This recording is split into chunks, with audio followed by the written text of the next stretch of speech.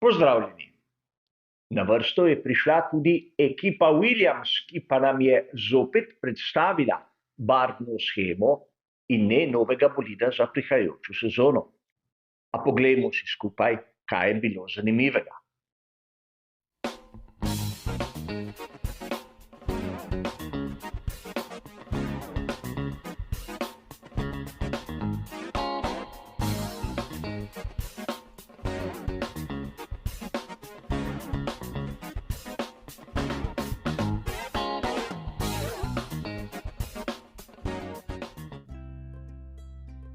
Verjamem, da podobno kot sem sam, je tudi marsikdo izmed vas že presneto naveličan teh predstavitev barvnih shem.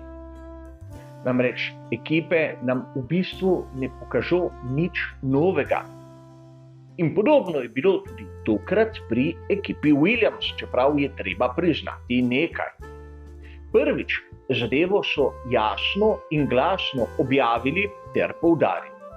In drugič, že najmanj zadnja 4 leta na predstavitvi smo videli najmanj bolid iz prejšnje sezone. Tako da pri Williamsu bi lahko dejali, da vsaj kar se tiče tiste intelektualne poštenosti do nas, se niso pravzaprav v bistvu spremenili standardi. Imeli so nas za norca kot vedno. A pri predstavitvi novega bolida oziroma nove barvne sheme smo lahko videli kar nekaj zanimivih in tudi malce zaskrbljujočih zadev. Najprej vidimo lahko, da barvna shema ekipe Williams za prihajajočo sezono je tista klasična temno-modra, kar je nekako tudi poklon ekipi, ki jo je ustanovil Frank Williams. A po drugi strani se moramo zavedati nekega dejstva.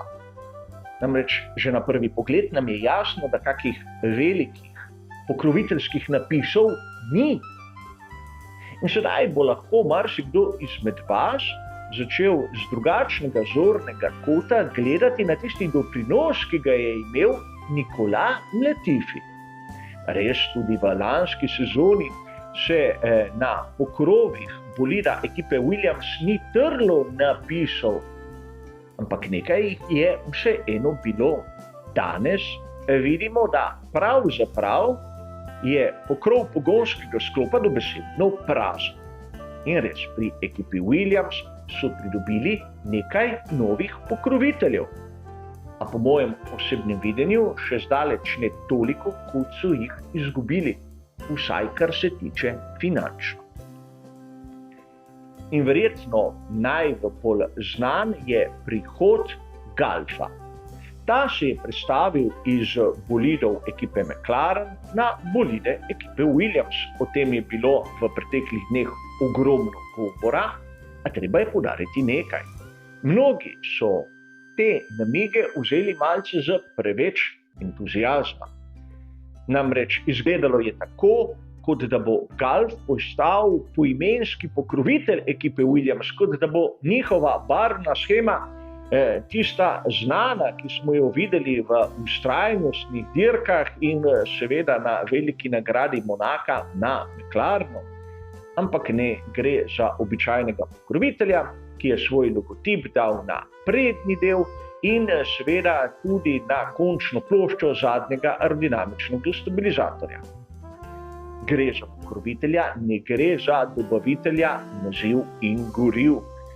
Namreč pogonski sklop Mercedesa rabi tista predpisana maziva, ki jih dostavlja Petronas. In tu je treba dodati še neko zanimivost.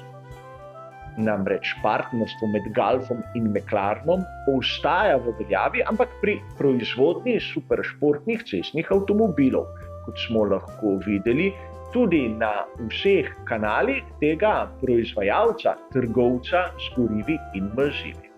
A poglejmo si še druge pokrovitelje pri ekipi Williams. Stevens, ki je investicijska banka, Michelob Ultra, ki je pivovarna, in Pure Stream, ki se ukvarja z elektroniko. Verjetno večini izmed nas manj znana podjetja, ki imajo na sami barvni shemi tudi izjemno majhne napise. Torej, vidimo lahko po svoje, da pri ekipi Williams vsaj do tega trenutka nimajo nekega resnega pokrovitelja. Iz lanske sezone ostaja Duracell, torej baterije, kjer so po mojem osebnem mnenju dobili izjemno domiselno mesto, kjer lahko vidimo te napise. A vseeno gre za malenkosti, ki v svetu Formule 1 po mojem osebnem mnenju prinesejo premalo denarja.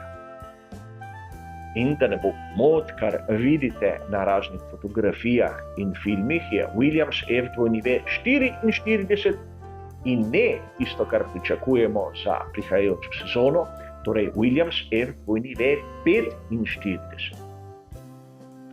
Seveda, treba je poudariti nekaj zanimivega.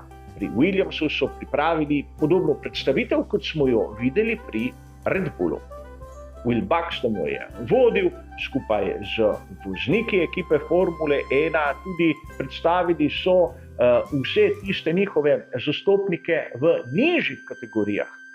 Ampak zadeva je bila čisto drugačna od tiste, ki smo jo videli pri Red Bullu. Pri Williamsu so s prenosi začeli ob 15. po srednjeevropskem času in ob 15:15, 15:20 smo mi, navdušenci, pravzaprav videli vse tisto, kar nas je mogoče zanimalo. A treba je poudariti še nekaj zanimivega. Namreč pri ekipi Williams lahko vidimo na zaščitnih oblekah, da še zmeraj imajo znake Mercedesa. In to je že kar neke vrste tradicija, kajti poleg seveda tovarniške ekipe so pri Williamsu edini, kjer lahko vidimo tisto trokrako zvezdo. To boste lahko pogrešali tako pri ekipi Aston Martin kot pri McLaren. In prihajamo do neke točke, o kateri je bilo tudi ogromno govora v preteklih dneh. Kaj pa Porsche? Po mnenju nekaterih zmeraj dobro obveščenih, naj bi Porsche vstopil v ekipo Williams. In videli smo tudi razne simulacije, kako naj bi izgledal Golf Williams Porsche. A od tega zaenkrat uradno ni nič. Torej gre kot običajno za špekulacije in govorice, ki samo dvigujejo prah, ampak v resnici verjetno tudi nimajo neke konkretne osnove. Vseeno bo treba počakati še nekaj dni, da bomo lahko videli, kakšen je tudi Williams F45 in seveda sledila bo tista prava analiza, kjer bomo skušali ugotoviti, kje so pri ekipi iz Grova naredili korak naprej. A za danes, za to predstavitev barvne sheme je pa to vse. Hvala za vašo pozornost in nasvidenje.